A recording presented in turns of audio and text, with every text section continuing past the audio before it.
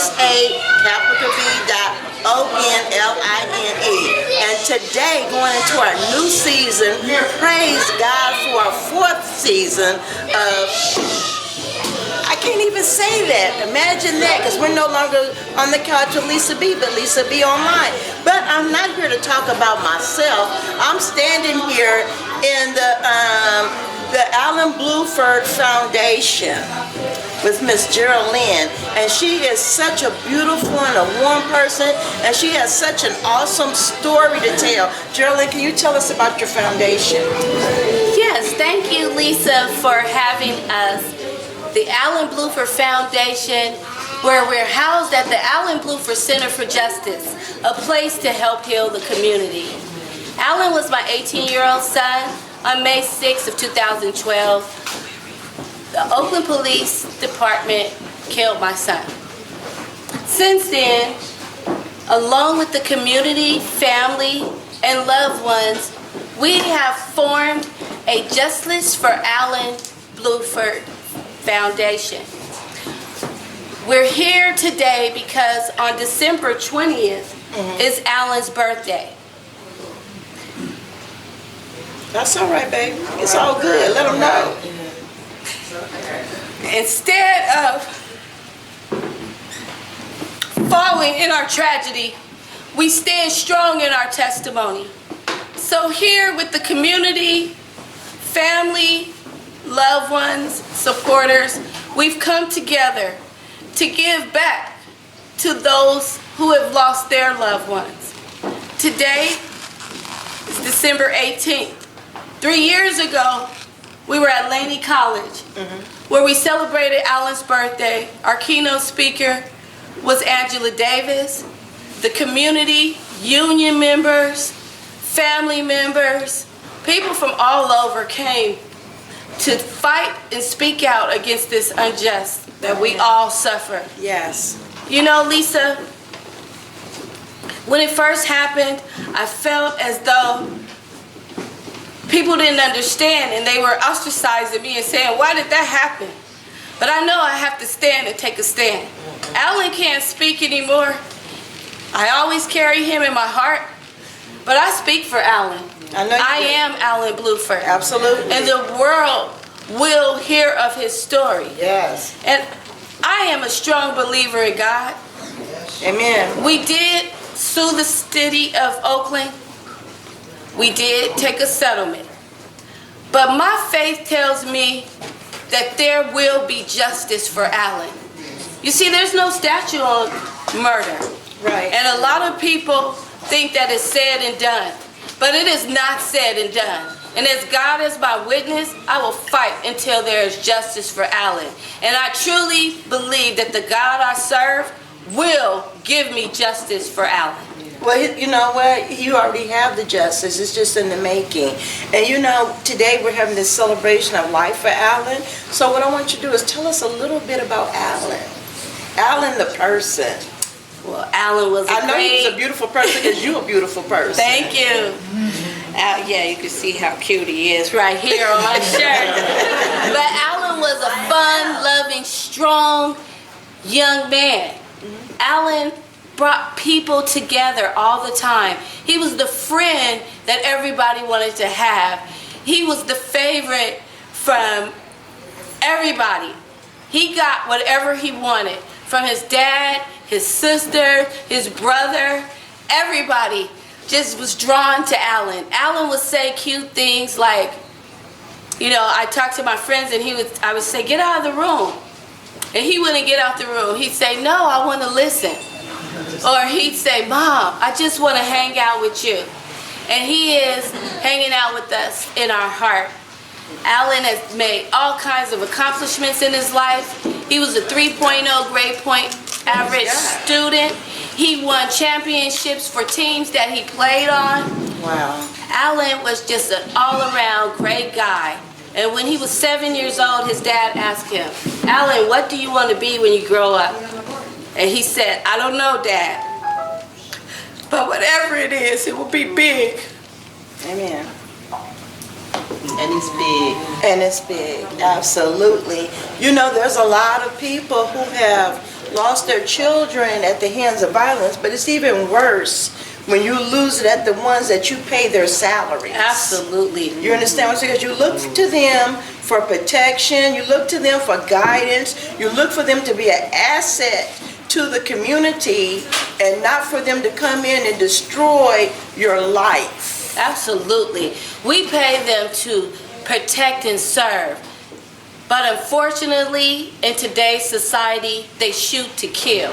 This is not something that just happens out of the blue sky. This is something that happens every day. In every city of the United States. And we as a community, as a family, as a people, have got to unite and say no more.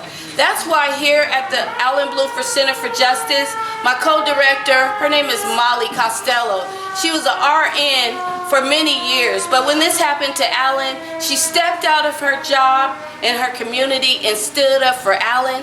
And she and I went to Washington, D.C. We met with Obama's assistant. We met with the Department of Justice. Yes. And they told us it was only so much that they could do. But we are strong women of faith. And we decided that it's not going to stop there. What we have to do is change the law. Let me ask you something right there, because you're talking about changing laws, and what we're talking about is changing laws that were never instilled to protect black people or African American people or people of color. So tell me what obstacles you faced in trying to get justice for your son through the legal system, and what were the steps that you had to take so that other parents that are out there who are in the same predicament can have a clue of what they're facing. Because I've come across quite a few people. Actually, I had an employee one time of mine who was gunned down by OPD, and it was devastating to me to find out, but I can't even imagine how I would feel if it was my child. So what are the steps that you take when you go through justice, and what kind of treatment did you get, or was it your word against his word, and because he was a police officer, what was I guess what I'm trying to ask you is, what was the scales of justice like for you? Well, first of all, I have to tell you that when you lose a child, the pain is unbearable. It's a very difficult thing that I wouldn't wish upon anyone. But let me tell you, the first thing they do when they shoot your loved one is they victimize the victim. Absolutely. They begin to start telling all kind of stories and lies. They begin to hide evidence. They begin to tell you things that are not true. They plant news feeds and things out to the news that say derogatory things about your loved one and your families, but you cannot listen. Right. Excuse me. You have to take a stand. You have to ask the questions. You have to get in their face. You have to follow through. And sometimes that's not enough. We started out at the city of Oakland. We talked to the mayor, who told us that she's going to treat families different. We talked to the city administrator. Was that Kwan at the time? That was Mayor Kwan. Okay. We talked to the city administrator that said she believes her cops. We talked to the police chief, who said that this was justified. So you were just a lie. We went to the DA, who said this was justified. We met with the assistant chief, who said it was justified. But I'm telling you, the God I serve, that he does not take that for granted. Mayor Kwan is no longer the mayor. Right. Police Chief Howard Jordan was fired. They never say that. He said he stepped down for medical reasons. Right. But yeah, it's because all the lies that he told came to fruition. We found out the truth. The assistant chief resigned after 2 days. The city administrator got fired. So all the people that had things to do with Alan's case are no longer in office. But God said He make your enemies your footstool now. And I stepped right all over them. That's right. That's why I went from the city to the White House. You cannot You have to get your own answers. You have to hire an attorney. You have to, even if you have to march, even if you have to do speak outs, even if you have to, whatever it takes, do not listen to what they say, because they will lie, they will cheat, they will do whatever they can to make themselves look good, and they will throw you under the bus and victimize the victim, as I said before. But as we know today, Alan's legacy will live on. This is a part of the legacy today. Alan was a giving young man. He worked at Skyline High School. He helped the disabled. He served them. He was best friends with everyone. That's what we want to do. We want to give to those who have the same kind of feelings that we have, that go through the same kind of things that we go through. And, you know. Okay, you know what? Okay, now we're going to wrap up and talk about your healing, because I remember earlier when I talked to you, you talked about being very angry for so long, and you talked about now releasing the anger. And then I just want to ask you, after we talk about that, how can people get in touch with you to donate to your foundation? Because Lisa B Online has 44,000 monthly followers. Wow. So we want people to give. We want people to support you, because even though you might feel a certain way, there's people who can identify. Absolutely.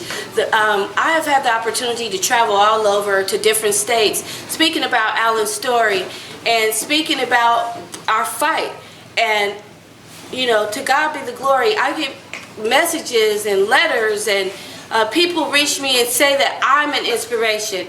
For me, that's a little bit like, what, me? Because I can't believe. But Alan's story touches people. So you birthed something out of this. Yes, I did. And the thing is, when it first happened, I was in shock. I was in turmoil. I was in pain. I spent the first year living through anger and sadness. I was mad at everything. I walked in anger. I cried in anger. I talked in anger. I did everything angrily.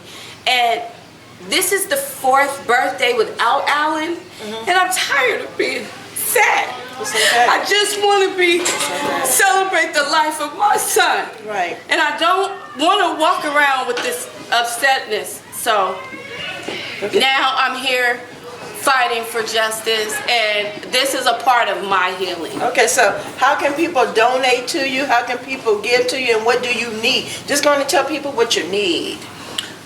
Well, you can reach me at the Brown-Blueford Center for Justice at 2434 Telegraph Avenue in the city of Oakland, California. We are also on Facebook at the Brown-Blueford Center for Justice. We also have a Facebook page for the Brown-Blueford Foundation, which is housed at the center.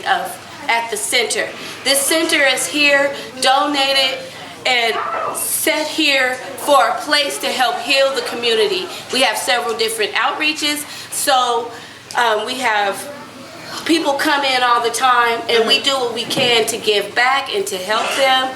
I'm also on IG at BabyQT, and that's BAYEBEEQT. And also, again, my name is Jeralynn Brown-Blueford. Our telephone number here is 209-740-9844. Also, I have a wonderful co-director, a family of supporters, and Can you bring just your the community. co-director in? Yes, please. I don't know where she is. She's hiding out. She always likes to stay in the back and push me out to talk. But this is a fighter, and she's been fighting for justice all for 3 years with me.